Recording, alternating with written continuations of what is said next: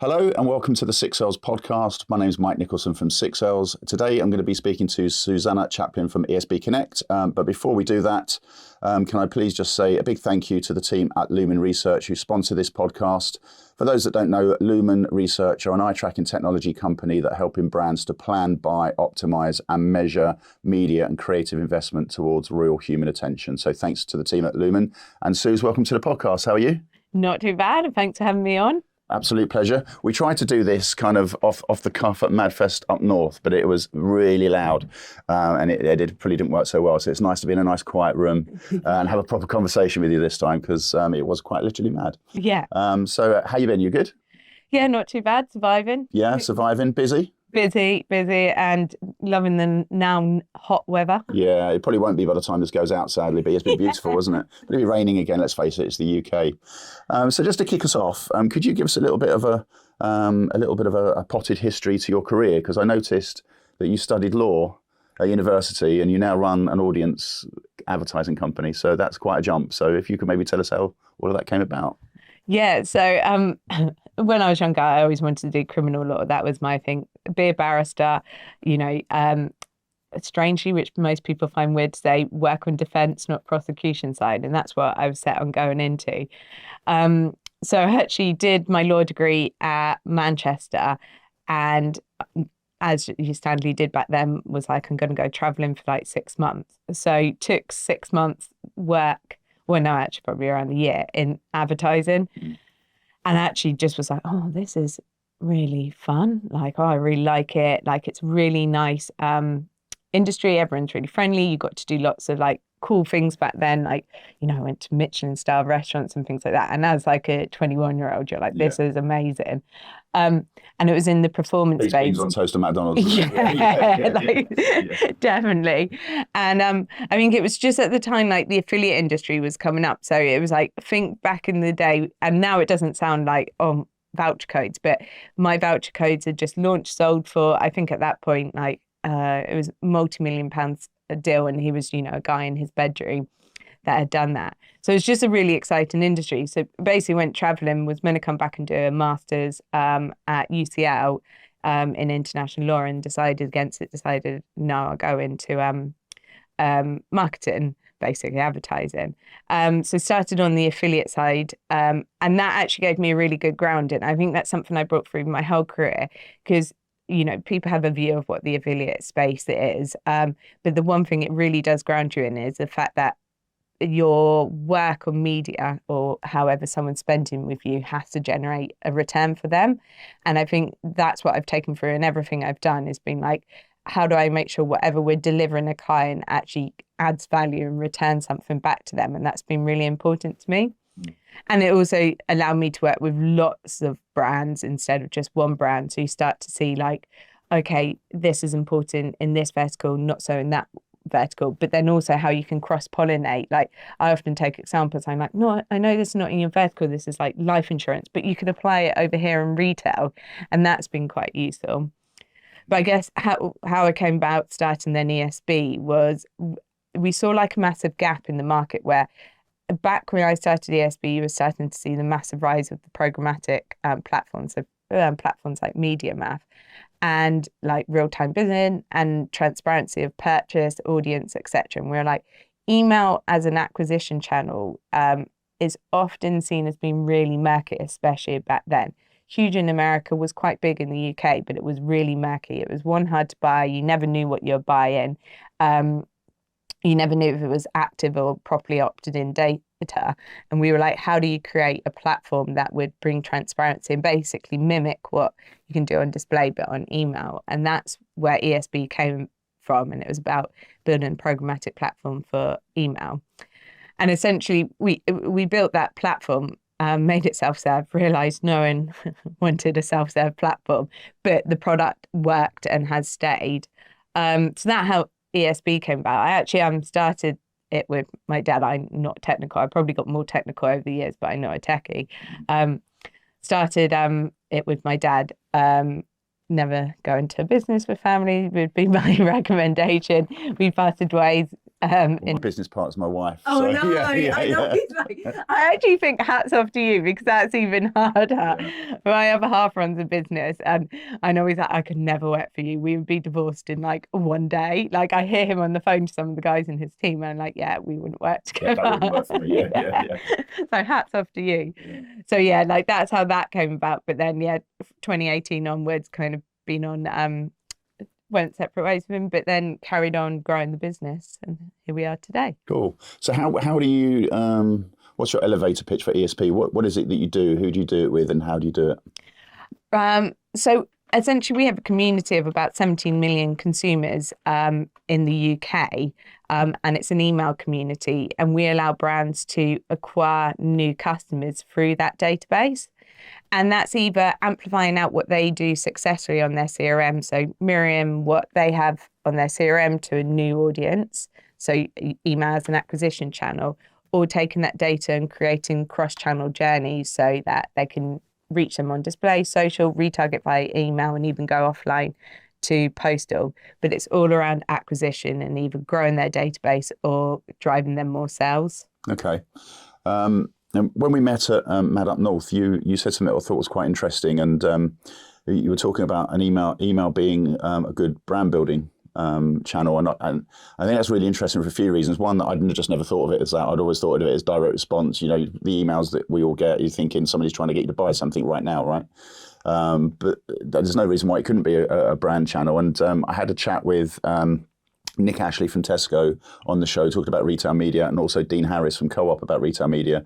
And both of those guys were talking about the advertising that's in aisle in a supermarket is actually just as good at branding as it is direct response. And I think so.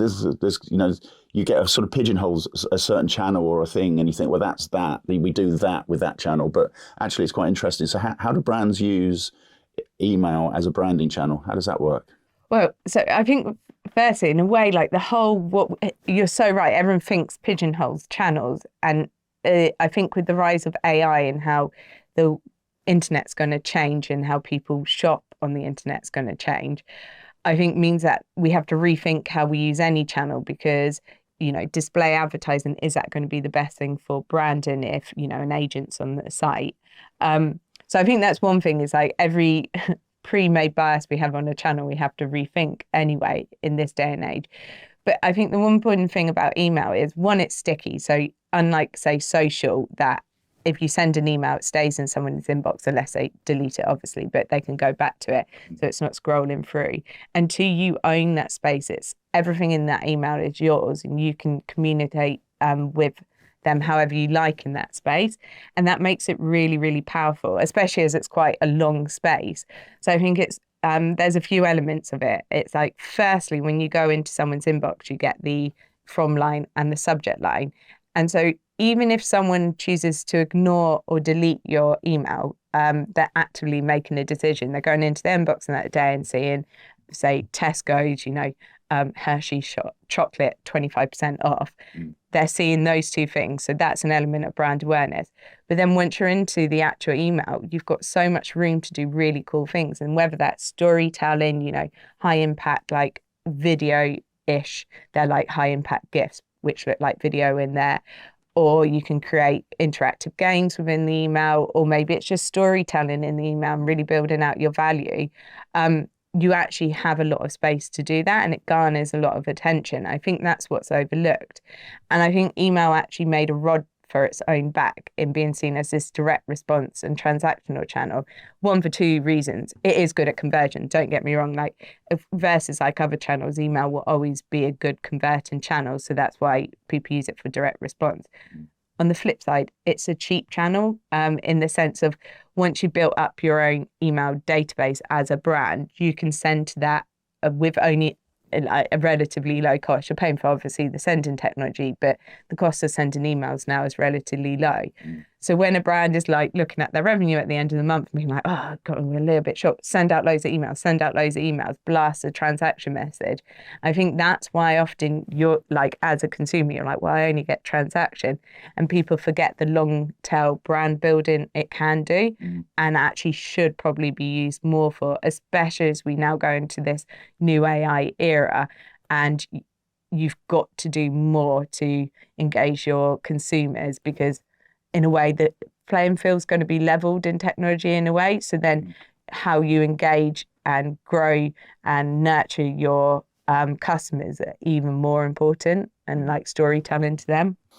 Interesting. So I hadn't even thought the subject line of it quite easily could be a piece of branding, couldn't it? Like Red Bull gives you wings in the subject. Even if I don't read it, even if I delete it, I've still been nudged towards that sort of message. Very interesting. But how would you measure that? How would you help a brand to measure if it had brand uplift?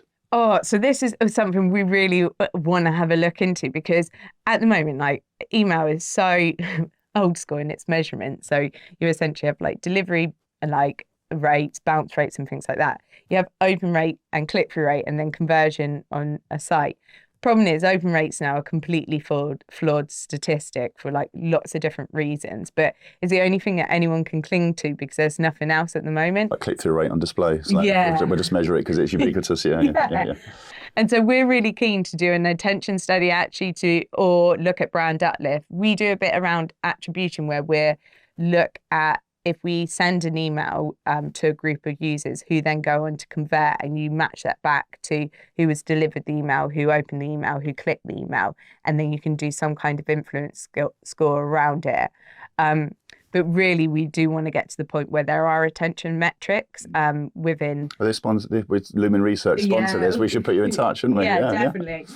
Yeah. Who knew this would be a sales channel for Lumen? Yeah. Okay, interesting. So. Yeah, when we met, you were talking about the email being a universal ID, which then goes on to help brands to power omnichannel campaigns. How does that work in practice? How would a brand go about doing that? So we use email as an ID in the sense of when we collect an email address, there's obviously other information you can collect with that email address, which could be, say, IP, user agent, device. And then every time we re-see that email, whether they're opening, clicking or going on a consumer site, we then can collect that other information around them again. So we start to build up essentially a view of that person as not a person, but I guess a retargetable attribute, probably the best way to put that. Yeah. Which allows us to say with probability, this is the same person on this website as we have an email there. We can use that in multiple ways. So a simple way is you don't need that other information. You just need the email address, and you can load it in as custom audiences on platforms like Meta. So that's a way for us to go, okay, we've run an email campaign, retarget all of those people through Meta, or start the journey in Meta and retarget via email. Is that typically the way around it, that it happens, that they target people on social first and then send the email? We do it in both ways, actually. And I think you're always better to, from what we've seen, starting on Meta and then using emails, then the follow-up tends to be the better way round, as opposed to the other way. You build an element of familiarity and awareness before the sort of, you go in for the kill, as it were. Yeah. Interesting. Okay. And do you do the programmatic and the social campaigns, or you just power that through your data? We power that through our data. So we have a partnership with IOTA. So if we want to run programmatic, our audiences are all available in there. So we've got about 440 targetable attributes against the data. And those are things like behavior, or could be some like a home move flag, etc. So then you can select the audiences. That can be used for social. We can directly pipe into social. Then we obviously do the email element. And then you can go offline to postal, but we allow them to manage the actual delivery of the media on display or video or social, because we're experts in using email as an acquisition channel. We're not experts in social as an acquisition channel. And that's why we're always like, here's the data, you execute against it. So yeah. Okay. So how do you measure? Not measure. Sorry, it's not the right word. How do you manage frequency capping? You've got 17 million people that are on your database, and lots of people want to get access to them. Could potentially end up being a lot of emails, right? How do you make sure that each person doesn't end up getting bombarded by lots of different brands? So I think there's a few things. Like the weird thing about email is, so everyone always talks about like, oh, GDPR must be a massive thing for you, and you're like, as much as it was a big thing, our biggest thing is inbox delivery, and so it's how we're policed by someone like Gmail, Yahoo, Hotmail, whoever it may be, which means that you have to be really careful with your sender's reputation and that you are getting engagement with the people you're sending to. And so then some people actually, you're fine sending multiple emails in any 1 week too. They engage, they click, especially, the emails are relevant to them. Whereas other people, you don't want to do that too. So it all comes down to a bit of individual like capping. So what's right for an individual, how many should we send, but also what's right for that ISP. So there's a lot of work that goes into that element of it. Right. And who actually physically sends the email? Does that come from your email addresses? Yeah. And so I take it you warm that email address up to a certain point before you start sending emails in order to get that sender reputation. And even though we have a large database, it is like our community. They're expecting emails from us. So we have our headers and footers, and then the content is the brand.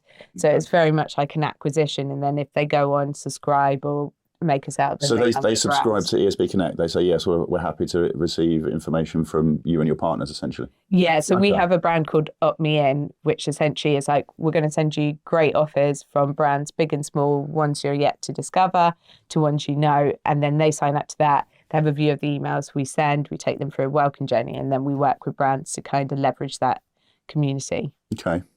So could you walk us through kind of step by step how a brand would work with you? So if somebody's listening to this and thinking, that sounds like a really interesting opportunity, how would a brand, kind of a marketer, sort of start the journey with you, and what sort of steps would you go through to get a campaign live and eventually make lots of money, hopefully? I guess it all starts with what's their ultimate aim. So are they looking for more sales, brand awareness, or growing their database? Because first-party data has become such a big thing as well. So growing their subscriber base. And then once we've worked out what their goal is, then we work out the best way to then deliver against that goal. So say someone's like, I want to grow sales, we'd be like, okay, either use Miramail or Optivo, which are our two kind of products. Miramail basically says, we'll take your CRM, what you're doing successfully there, and we build a lookalike of the audience that are working for you best, so your best customers, and we'll mirror it to a new audience. So we would take their audience or what they... And do you match? So if they have first-party data, do you basically discount that? You basically match them and go, okay, we'll take those people out because you've already got those people. Yeah. So it's always purely new customers. Yeah. So run a suppression file, build a lookalike. If they don't want to supply us their data, they don't have to. We can say, what are the attributes you want to target, build that out, and then we basically run an email campaign which either mirrors what they're sending over on their CRM or something similar which is relevant for a new audience, with the aim of driving them to their site and then converting on the sales. And then we'd work a lot in the background of making sure like we're optimizing them, so improving like click-through rates and conversion rates by changing subject lines, creators, etc.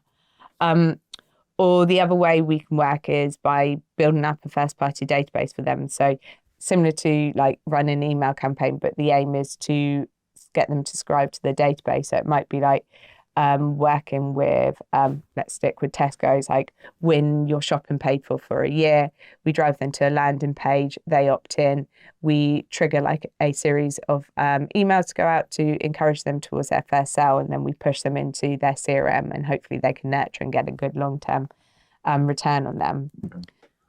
So the user that is on your platform can end up being a user of your client eventually, assuming they may take an action and opt in. It sounds really weird, and I always use this analogy. I'm very, like I said in the beginning, like performance just runs through me. Like I always want to make sure anyone we work with gets value. And I always say it's like giving a man a fish or a fishing rod, that saying. We're very much like everything you do with us should give you something that you can use. So that I know it's like if someone's working with us, I'm like, just try and get the data, get them to sign up. Even if your end goal is sales, get the data, because as soon as you've got the data, you own that person, you can nurture them. So don't just spend on like a sale campaign where if your conversion rate on your site is 1%, 99% of people who click through aren't going to be on your database again. So you're going to have to keep paying them to get back. And so that's always really important to me, encouraging brands. And we're just launching a new product called Optivo, which is around email retargeting. So it's site abandonment. So someone comes onto a website, they browse, they don't add anything to the basket or sign up to the newsletter, so they're anonymous. We look to match them back to an email and then push out a subscriber message like sign up to, say, Tesco's, and get them to sign up and then hopefully go onto their database. Or if they don't sign up after a couple of pushes, we then push them a sales message like make this purchase on the site like 15% off. But the whole idea is that these are really high intent customers who've been on their site, looked around, haven't quite been ready to purchase or subscribe. And then we use an email as a trigger to hopefully get them back there, subscribe or make a purchase. Okay. So could you, if you were like a luxury brand, could you build an audience with you of people that have been to lots of different luxury websites and run a pure brand campaign? Yeah.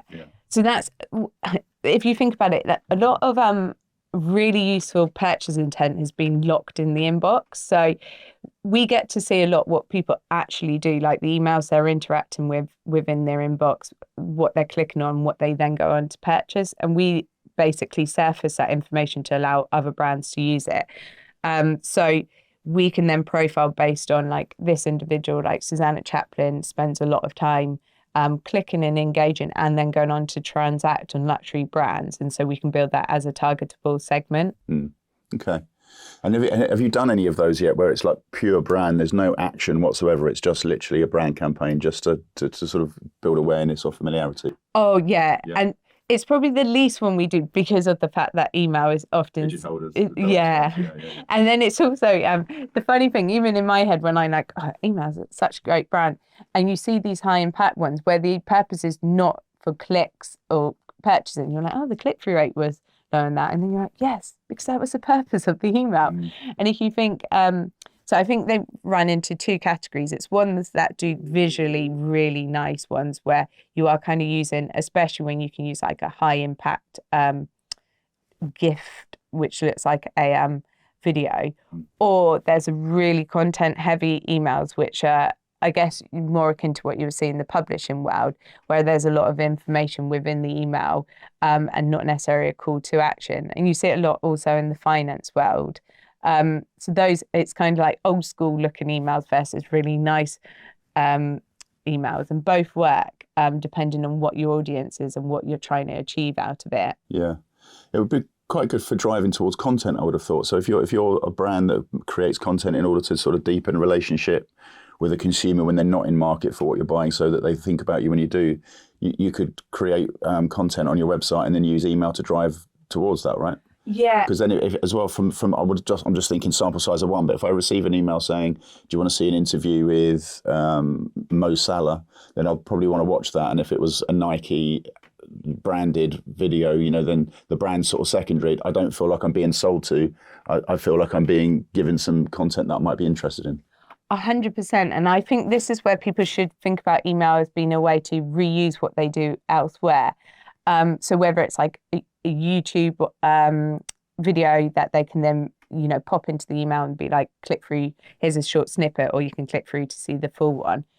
On retail, like a lot of brands obviously have influencers doing like style guides, etc. So you can take what one influencer is doing as being like, oh, this person has done their style guide, like here's her looks, here's all the products she cited, and it's all within that email. And it's what they're used to looking at on social, but now you're in their inbox and they're not being distracted away by the next, scroll down. It's all there. And then, like you're saying, it could be educational pieces. So if you're thinking about consumer brands along that one, it could be like, oh, here's a makeup tutorial, how to do that. So yeah, I think there's just so much you can. And I always say Friday, less so now that more hybrid working, but Fridays you used to see such good engagement at like open rates and click-through rates.